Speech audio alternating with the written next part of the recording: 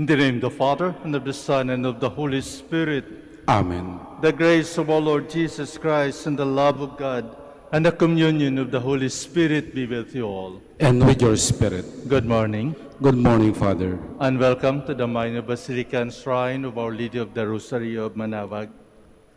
Today we come to thank once again God for this blessing that we were able to come inside the shrine of Our Lady of Manaoag, that happens to be now in front of us, down from her throne.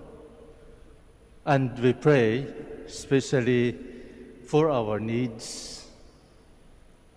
So let us continue praying for each other, especially those who are suffering now in this time of pandemic, those who are in need not only financially but especially of our love.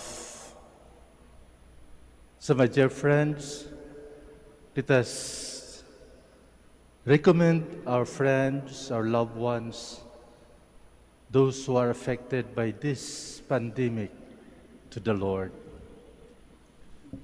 I confess to Almighty God And to you, my brothers and sisters, that I have greatly sinned in my thoughts and in my words, in what I have done, in what I have failed to do, through my fault, through my most grievous fault. Therefore I ask Blessed Mary, ever Virgin, all the angels and saints, and you, my brothers and sisters, to pray for me to the Lord our God. May Almighty God have mercy on us, forgive us our sins, and bring us to everlasting life. Amen. Lord, have mercy. Lord, have mercy. Christ, have mercy. Christ, have mercy. Lord, have mercy. Lord, have mercy. Let us pray. O God, who caused the minds of the faithful to unite in a single purpose, grant your people to love what you command and to desire what you promise, that amid the uncertainties of this world, our hearts may be fixed at that place where true gladness is found. Through our Lord Jesus Christ, your Son, who lives and reigns with you in the unity of the Holy Spirit, God forever and ever. Amen. Please be seated. A reading from the first letter of St. Paul to the Thessalonians. You recall, brothers and sisters, our toil and drudgery, working night and day, in order not to burden any of you. We proclaim to you the gospel of God. You are witnesses, as so is God, how devoutly and justly and blamelessly we behaved toward you believers. As you know, we treat each one of you as a father treats his children, exhorting and encouraging you, and insisting that you walk in a manner worthy of the God who calls you into his kingdom and glory. And for this reason, we too give thanks to God unceasingly, that in receiving the word of God from hearing us, you received it not as the word of man, but as it truly is, the word of God, which is now at work in you who believe. The word of the Lord. Thanks be to God. You have searched me, and you know me, Lord. You have searched me, and you know me, Lord. Where can I go from your spirit? From your presence, where can I flee? If I go up to the heavens, you are there. If I sink to the netherworld, you are present there. You have searched me, and you know me, Lord. If I take the wings of the dawn, if I settle at the farthest limits of the sea, even there your hand shall guide me, and your right hand hold me fast. You have searched me, and you know me, Lord. If I say, surely the darkness shall hide me, and night shall be my light. For your darkness itself is not dark, and night shines as the day. You have searched me and you know me, Lord. Please stand.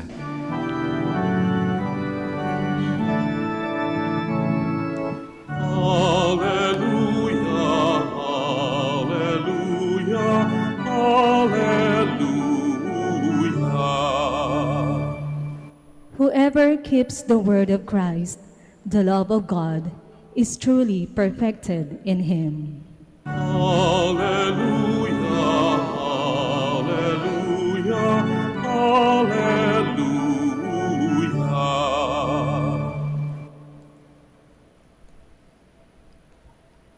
The Lord be with you. And with your spirit, A reading from the Holy Gospel according to Matthew. glory to you, O Lord. Jesus said, "Who to you, scribes and Pharisees, you hypocrites? You're like whitewashed tombs, which appear beautiful on the outside, but inside are full of dead men's bones and every kind of filth. Even so, on the outside you appear righteous, but inside you are filled with hypocrisy and evil doing. Who to you, scribes and Pharisees, you hypocrites? You build the tombs of the prophets and adorn the memorials of the righteous, and you say, if we had lived in the days of our ancestors, we would not have joined them in shedding the prophets' blood. Thus you bear witness against yourselves that you are the children of those who murdered the prophets. Now feel us what your ancestors measured out." The Gospel of the Lord. Praise to you, Lord Jesus Christ. Please be seated.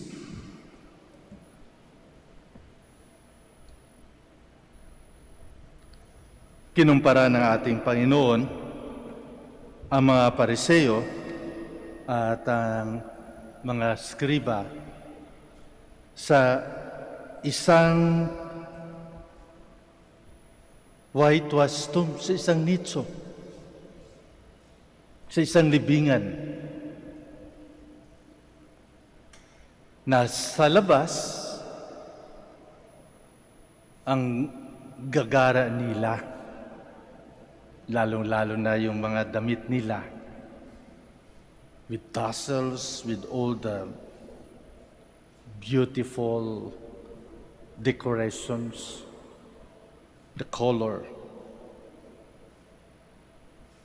At sa kanila mga ginagawa upang makita ng mga tao na sa harapan, sa mga kainan, nasa presidential tables, at kung magdasal, nasa corner kung saan marami ang nakatingin.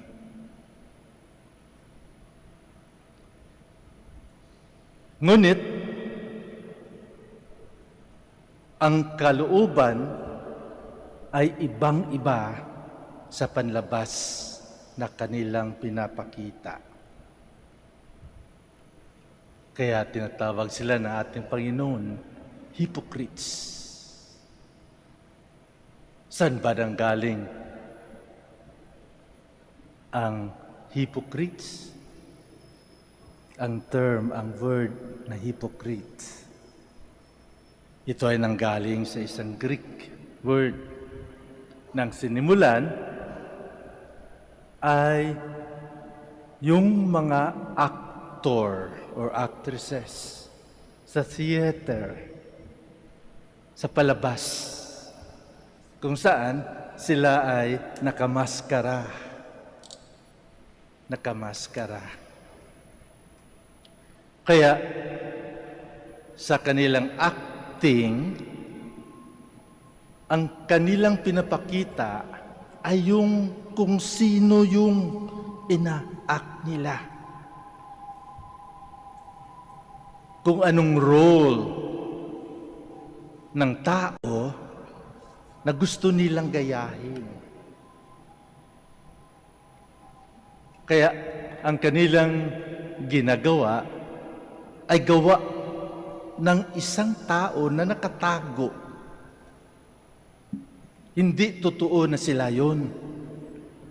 Katulad sa mga drama, sa mga Korean na TV na pinapanood natin, drama, yung mga pelikula na pinapanood natin, kung minsan naiinis tayo sa mga kontrabida, di ba?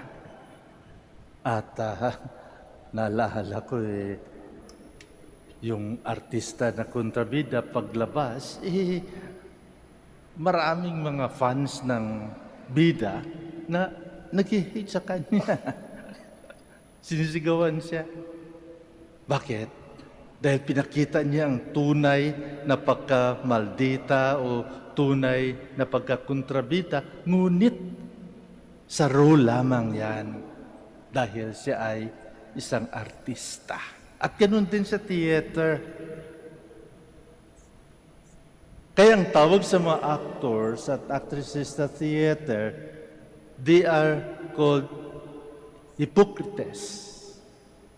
Mga hypocrites. Which later on, the English dictionary adopted and they called it hypocrites. So who are hypocrites? Hypocrites are persons who acts in contradiction to his or her stated beliefs or feelings or promises. Yung mga tao na pagpakita lamang ang kanilang mga paniwala. Ngunit sa totoo, hindi nila ginagawa. At ito yun ang nakita ng ating Panginoon sa mga teachers of the law, the scribes, and the Pharisees. They are called hypocrites. Kung maalaala nyo, yung sa templo, yung dalawang tao na nagdadasal, the Pharisee goes in front of the altar and thank God that he is not just like this publican who is sinner because he contributes, he fasts and abstains, and he prayed. Whereas the publican who is at last at the door cannot even look up the heavens.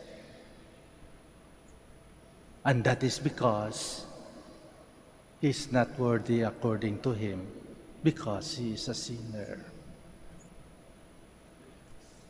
So Jesus called these people hypocrites, yung mga nagpapakunwari lamang, mabait kapag may tao, masungit at cruel kapag nasa bahay. Tinatawag din ng ating Panginoon na hypocrite. Yung mga tao na hanggang promisa lamang. Yung ba tao na masarap magsalita o matatamis ang mga dila, kaya lang hanggang dila lamang. Wala sa gawa. Walang kamay na gumagawa. Mga kapatid,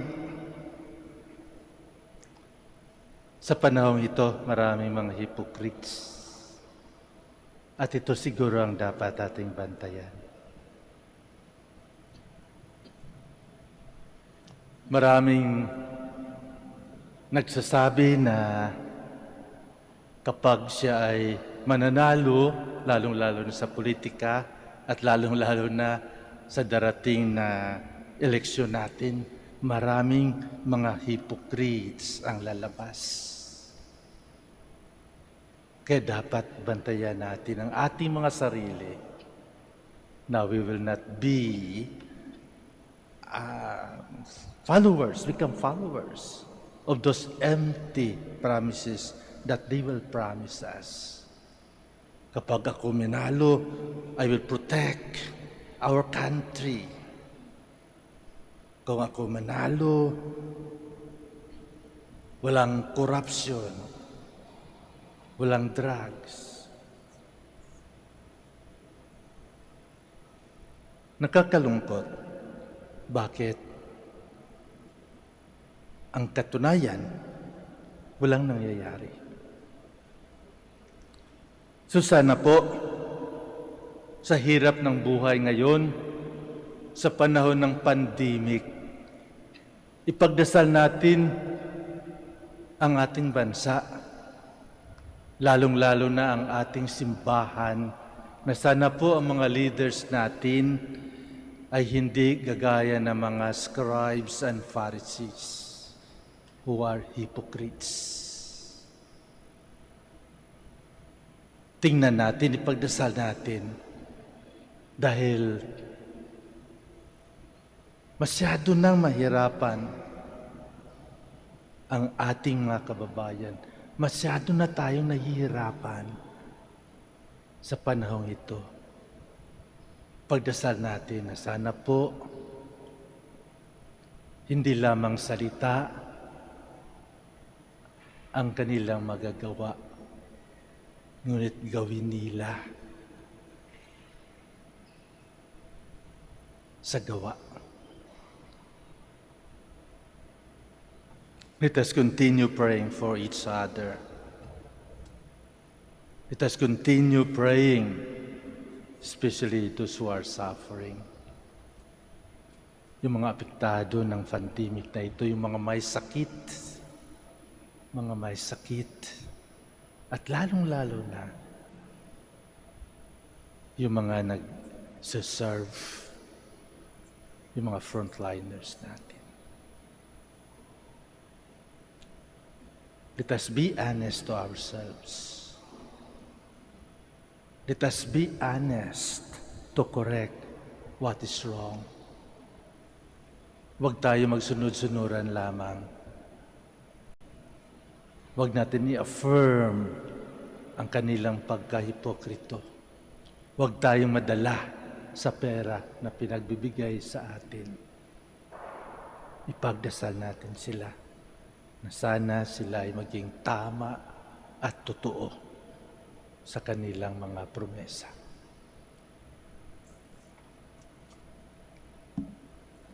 Please stand. We ask our Lord to help us to be sincere in our action. Let our response be, Lord, read our hearts and answer us. Lord, read our hearts and answer us, that in our lives as members of the people of God, we may fulfill the demands of the gospel by our constant witnessing.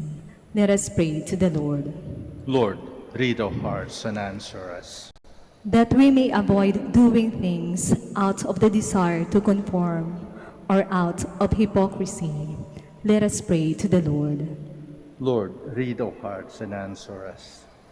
That those discouraged by our displeasing manners and behavior may return to worship by our renewed life. Let us pray to the Lord. Lord, read our hearts and answer us. That the sick may see the healing hand of God in their trials and difficulties. Let us pray to the Lord. Lord, read our hearts and answer us.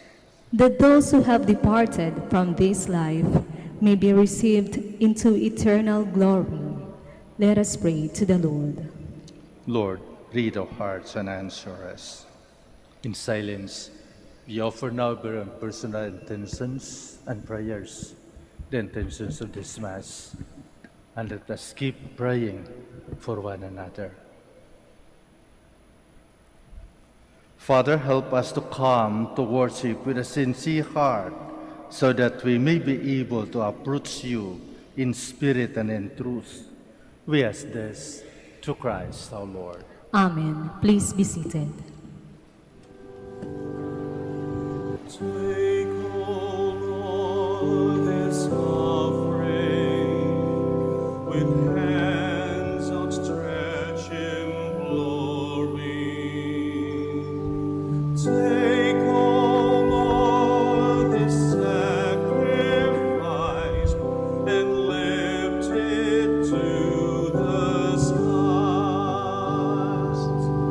These bread and wine we offer in loving care protect. With contrite hearts we pray to you, your mercy grant us, Lord.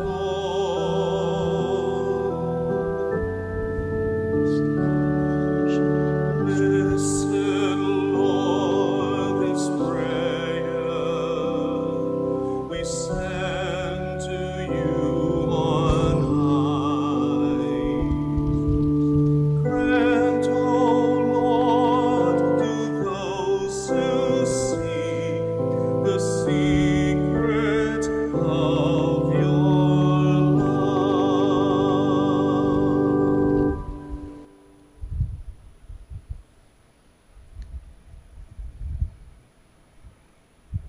Please stand.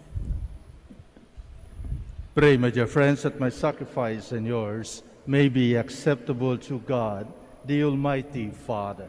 May the Lord accept the sacrifice at your hands for the praise and glory of his name, for our good and the good of all his holy church.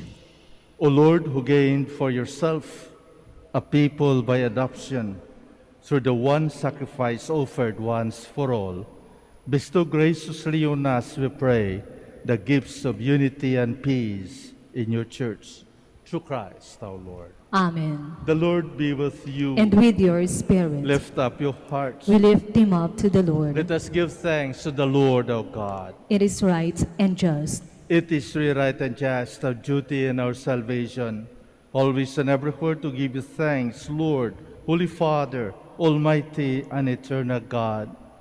For just as through your beloved Son you created the human race, so also through him, with great goodness, you form it anew. And so it is right that all your creatures serve you, all the redeemed praise you, and all your saints with one heart bless you. Therefore we too extol you with all the angels, as in joyful celebration we acclaim.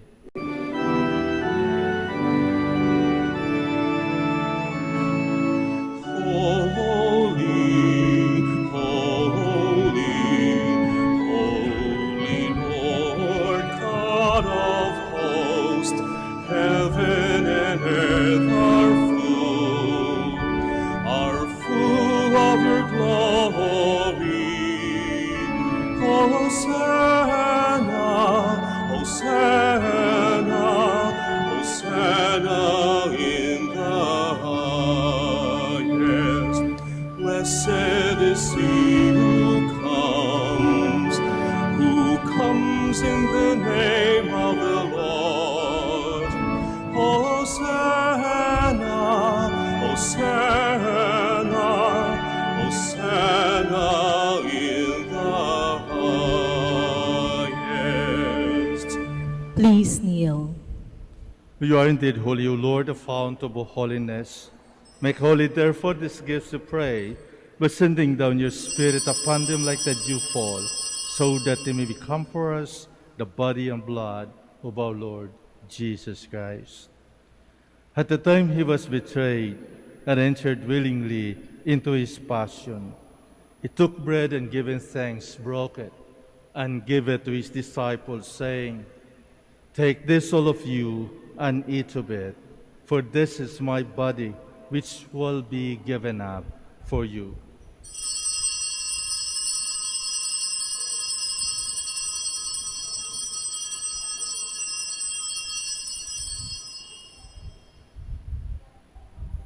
In a similar way, when supper was ended, he took the chalice, and once more giving thanks, he gave it to his disciples, saying, "Take this, all of you, and drink from it, for this is the chalice of my blood, the blood of the new and eternal covenant, which will be poured out for you and for many for the forgiveness of sins.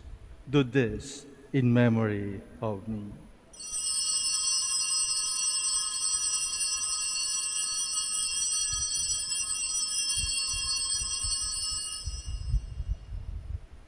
The mystery of faith. When we eat this bread and drink this cup, we proclaim your death, O Lord, until you come again. Therefore, as we celebrate a memorial of his death and resurrection, we offer you, Lord, the bread of life and the chalice of salvation, giving thanks that you have held us worthy to be in your presence and minister to you. Humbly we pray that partaking of the body and blood of Christ, we might be gathered into one by the Holy Spirit. Remember, Lord, your church spread throughout the world, and bring her to the fullness of charity, together with Francis our Pope, and Socrates our Archbishop, Fidelis his assistant, Gerard the Master of the Order, the religious, and all the clergy. Remember also our brothers and sisters who have fallen asleep in the hope of the resurrection, and all who have died in your mercy. Welcome them into the light of your face. Have mercy on us all, we pray, that with the Blessed Virgin Mary, Mother of God, with blessed Joseph, her spouse, with the blessed apostles, with our Father Saint Dominic, and all the saints who have pleased you throughout the ages, we may merit to be co-heirs to eternal life, and we praise and glorify you through your Son, Jesus Christ. Through him, and with him, and in him, O God, Almighty Father, in the unity of the Holy Spirit, all glory and honor is yours forever and ever. Amen. Please stand. At the Savior's command and formed by divine teaching, we dare to say,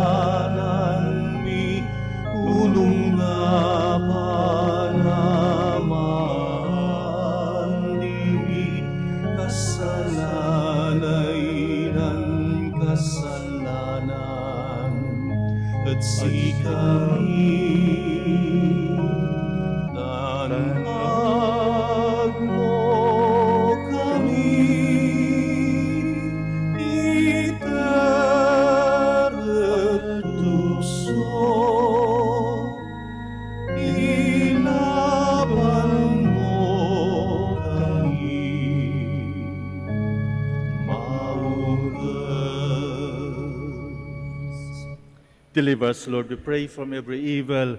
Graciously grant peace in our days, that by the help of your mercy we might be always free from sin and safe from all distress, as we await the blessed hope and the coming of our Savior, Jesus Christ. For the kingdom, the power, and the glory are yours now and forever. Lord Jesus Christ, who said to your apostles, "Peace I leave you, my peace I give you," look not on our sins, but on the faith of your church, and graciously grant her peace and unity in accordance with your will, who live and reign forever and ever.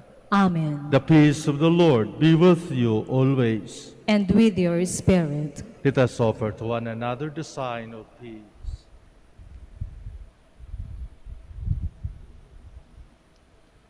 Lamb of God, You take away the sins of the world, have mercy on us.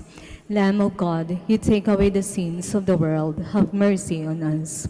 Lamb of God, you take away the sins of the world, grant us peace. Please kneel.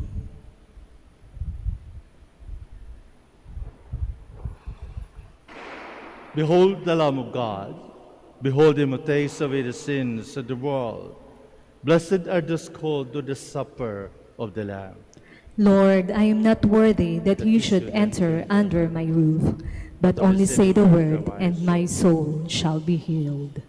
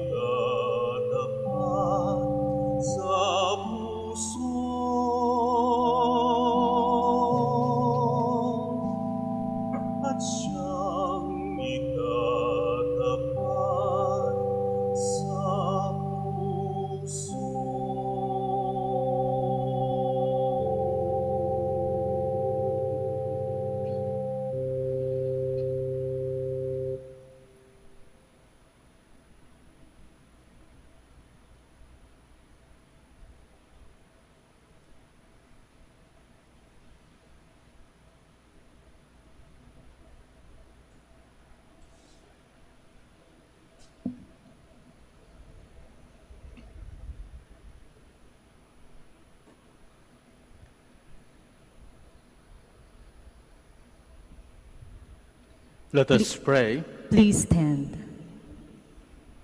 Complete within us, O Lord, we pray, the healing work of your mercy, and graciously perfect and sustain us, so that in all things we may please you, through Christ our Lord. Amen. Please be seated for the announcement. Brothers and sisters, good morning. The Dominican community of the Minor Basilica of Our Lady of the Rosary of Manaoag is pleased to inform you that the October Feast of Our Lady of the Rosary of Manaoag will be on October 3, 2021, first Sunday of October. The Novena Masses will be scheduled at 6 a.m., 7:30 a.m., 9 a.m., 10:30 a.m., 12 noon, and 4:30 p.m. from September 24 to October 2, 2021. Additional Mass at 3 p.m. on September 26, Sunday. We invite you to participate in these Novena Masses and be one with us in expressing our devotion to Our Lady of the Rosary of Manaoag. If you wish to sponsor one or several of the Novena Masses, you may fill out the form at the counters for Masses area and submit it with your donation, and you will be given an acknowledgement receipt. Or you may visit our website, www.manaoagminorbasilica.org, at Online Pamisa, where you will find available online and other options for donation. All names of donors and sponsors for Novena Masses will appear in the electronic souvenir program. Thank you very much for your continued support. God bless you. Please stand. I would like to thank you also for your presence, especially during this celebration. Thank you very much for coming. Thank you also for our YouTube and Facebook viewers, as well as our radio listeners. Let us continue praying for one another. Let us continue praying that each one will be honest enough, especially for the good of one another.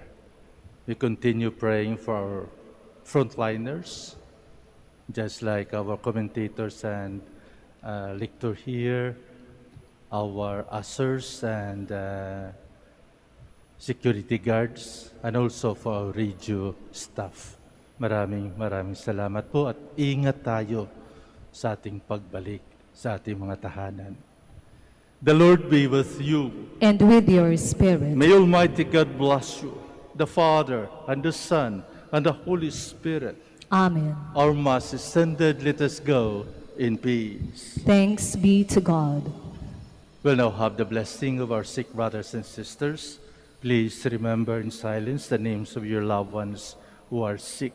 We will also bless your religious articles.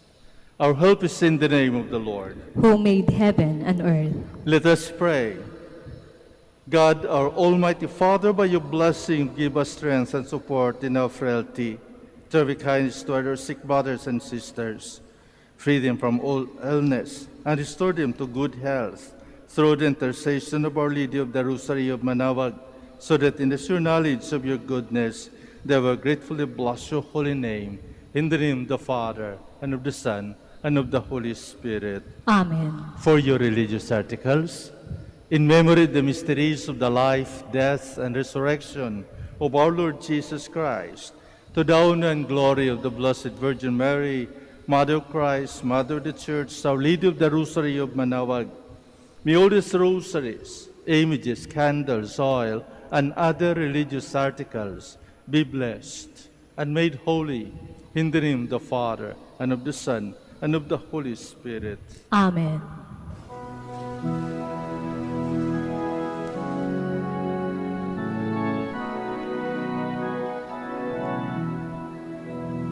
O beautiful Mary, our loving Mother, do help us and lead us to our way to heaven. O beautiful